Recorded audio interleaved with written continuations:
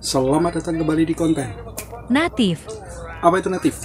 Ngobrolin acara TV. Good. Di video kali ini gue mau ngomongin sesuatu karena hari ini tanggal 28 Februari, di mana tanggal 28 Februari ini akan ada sidang isbat, yes. Tapi gue mau ngomongin kalau tanggal 28 Februari ini adalah launching perdana dan resminya MDTV. Jadi teman-teman yang nggak tahu MDTV ini apa, sebenarnya kalau teman-teman ngikutin TV dari lama, kalian pasti tahu channel yang namanya Net TV. Nah, di tanggal 28 Februari Net TV ini resmi mengganti nama, mengganti brandingnya dari yang namanya Net TV atau Net sekarang jadi MDTV. Kalian bertanya, kenapa bisa Net berubah jadi MDTV? Gue jelasin sedikit gimana prosesnya. Jadi ini bermula di tahun 2024, di mana kondisi keuangan Net TV yang memang lagi serendah-rendahnya, sejelek-jeleknya itu. Mereka yang bikin program baru, mereka yang ngenalin program-program baru, beli program dan bahkan kerjasama dengan pihak yang lain, ternyata membuat mereka nggak dapat keuntungan yang lumayan besar. Mereka dapat untung tapi kecil sekali, dan bahkan ruginya malah lebih besar daripada masa-masa sebelum-sebelumnya. Walaupun sebenarnya krisis seperti ini udah terjadi dari 2019 yang lalu. Dan ketika keuangannya atau kondisi finansialnya memang seburuk-buruk itu, ternyata dari pihak Net yang dulu itu mencoba mencari investor-investor baru untuk memberikan dana fresh agar Net TV tetap bisa berjalan atau Net TV bisa tetap beroperasi. Dan akhirnya terjadi kesepakatan di sekitaran bulan September-Oktober bahwa ternyata MD Entertainment yang dikuasai atau yang dipimpin oleh Manoj Punjabi berhasil bersepakat dengan Net TV untuk bekerja sama, untuk mengakuisisi Net TV begitu. Dan nilainya totalnya nggak tanggung-tanggung, sekitar 1,8 triliunan. Dan itu membuat akhirnya MD menguasai mayoritas besar sahamnya Net TV. Jadi hampir seluruh perusahaan dari Net Visi Media, semua anak perusahaannya termasuk Net TV-nya dikuasai oleh MD Entertainment. Lalu kalau misalkan udah dikuasain, apa yang terjadi? Ya sudah pasti kepemilikannya secara mayoritas dipegang sama MD Entertainment, dan MD Entertainment punya hak yang seluas-luasnya, sebesar-besarnya untuk mengolah Net TV dan juga perusahaan induknya ini akan seperti apa. Dan setelah setelah persetujuan akuisisi tersebut, kemudian dilakukanlah restrukturisasi kepemimpinan, dan itu berlangsung cukup lama dengan kepemimpinan ini, bahkan sampai sekarang begitu. Dan mulailah era transisi dari Net ke MDTV, dimulai dari promo Net 11.11 di bulan November 2024 yang lalu, di mana Net menghadirkan serial-serial sinetron lawasnya MD Entertainment yang sempat sukses di televisi swasta yang lain.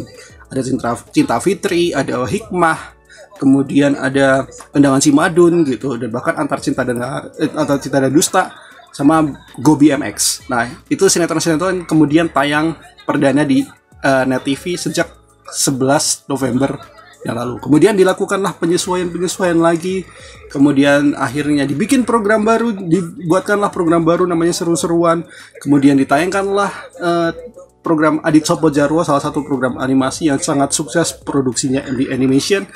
Dan kemudian akhirnya titik puncaknya 28 Februari tepat di pukul 00 waktu Indonesia Barat, di mana MDTV resmi diluncurkan.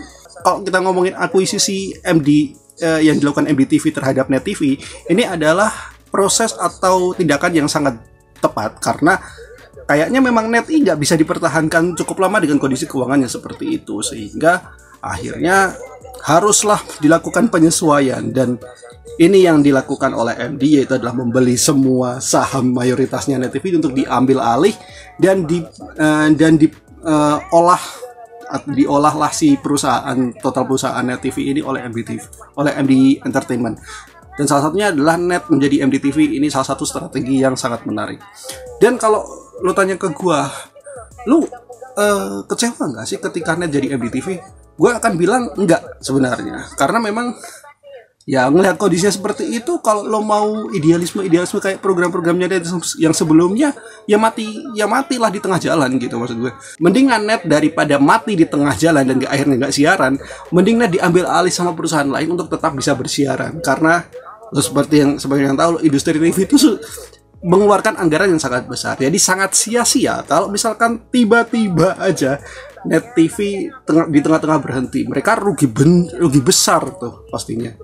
Dan akhirnya ketika kejadian Net diakuisisi oleh MD ini adalah untuk mempertahankan agar Net ini tetap bersiaran gitu, walaupun ntar ujung-ujungnya ganti nama kan seperti itu. Nah dari sini harusnya ya, kalau gue nggak tahu ya, kalau dari kalian sendiri apakah kalian senang ketika Net berganti jadi MDTV? Kalau gue sendiri sih fine aja, gak jadi masalah. Toh juga beberapa programnya walaupun sekarang mayoritas atau yang jadi nilai jualnya adalah sinetron atau drama atau series atau film, tapi setidaknya gaya-gaya Net yang sebelum-sebelumnya nggak hilang loh.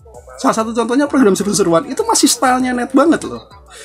Jadi gue masih punya masih punya feeling gitu kalau ini akan bisa setidaknya membuat kondisinya lebih baik lagi gitu, terutama kondisi keuangan perusahaannya. Karena kalau kita ngomongin dana fresh 1 triliun itu luar biasa, lumayan banget untuk bisa bikin konten yang kreatif, yang strategis begitu, yang tidak hanya memberikan dampak positif buat penontonnya atau memberikan value yang positif untuk penontonnya, tapi juga secara nilai bisnis oke gitu. Karena kembali ini TV swasta di samping dia tugasnya adalah untuk memberikan program-program yang keren buat lu, tapi juga ada nilai bisnisnya yang sangat-sangat dipertaruhkan.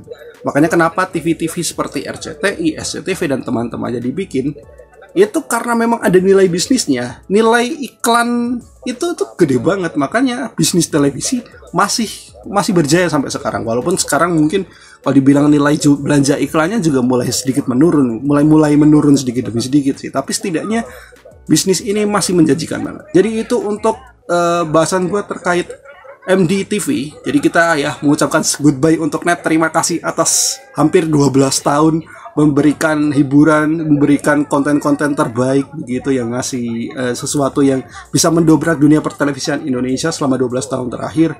Dan selamat datang untuk MDTV, semoga semakin kreatif, semoga bisa menularkan value-value yang positif juga dengan kemasan yang baru seperti yang dilakukan Net TV sebelumnya. Dan semoga aja program-programnya bisa ikut juga mendobrak dunia pertelevisian Indonesia pastinya, walaupun sinetron tapi setidaknya bisa mendobrak lah dengan strategi-strategi alanya MD Entertainment. Jadi buat kalian, gimana tanggapan kalian terkait Net menjadi MDTV dan udah resmi dari tanggal ini 28 Februari 2025 ini? Kalian punya cerita-cerita nggak terkait program-program Net yang bikin lo seneng, bikin lo happy, seneng banget, lo seneng bisa nontonin lagi TV? Atau kalian mungkin punya harapan untuk MDTV ini kedepannya seperti apa? Kolom komentar gue buka sebanyak-banyaknya buat kalian. Gue tunggu. Yang menarik gue bisa respon. Mantap.